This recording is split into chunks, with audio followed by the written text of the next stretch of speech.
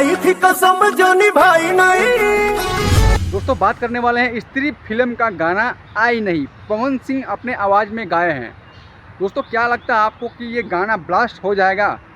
गाना अभी भी ट्रेंडिंग में आ चुका है। दोस्तों बता दूं कि भोजपुरी के पावर स्टार इसमें नेचुरल आवाज़ दिए हैं, मतलब कि ऑटो ट्यून मिक्स नहीं किया गया है।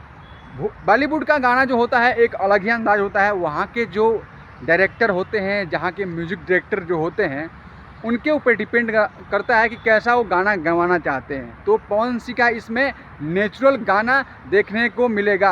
और बात करें सोशल मीडिया का, तो सोशल मीडिया जाम हो चुका है इस गाने का प्रचार कर करके। जितने भी भोजपुरी के यूट्यूबर हैं पवन सिंह के तारीफ़ करते थक नहीं रहे हैं। भाई ऐसा काम कर दिए हैं पवन सिंह कि तारीफ़ करना बनता है। लेकिन भोजपुरी में भी ऐसे ही साफ़ सुथरा अगर गाना लाए पवन सिंह तो बहुत ही अच्छा रहेगा। दोस्तों जहाँ भी देखो पवन सिंह का चर्चा हो रहा है।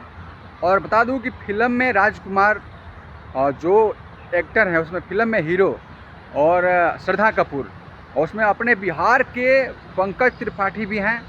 बहुत ही अच्छा एक्ट किए हैं। दोस्तों मुझे लगता है कि पंकज त्रिपाठी ने भोजपुरी गाने में पवन सिंह को सिंगिंग करने के लिए मौका दिया गया है, वो भी पंकज त्रिपाठी की तरफ से। दोस्तों बता दूं कि दूसरा मुद्दा है, मतलब दूसरा मैटर ये भी है, हो सकता है कि पवन सिंह को और भोजपुरी ऑडियंस को लुभाने के लिए पवन सिंह को इस गाने में काम दिया गया है।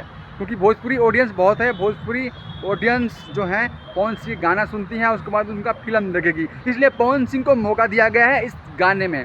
आपको क्या लगता है कि पंकज त्रिपाठी के थ्रू इनको पवन सिंह को गाने का मौका मिला है, या पवन सिंह खुद अपना वहाँ जाके ऑडिशन दे के आए हैं?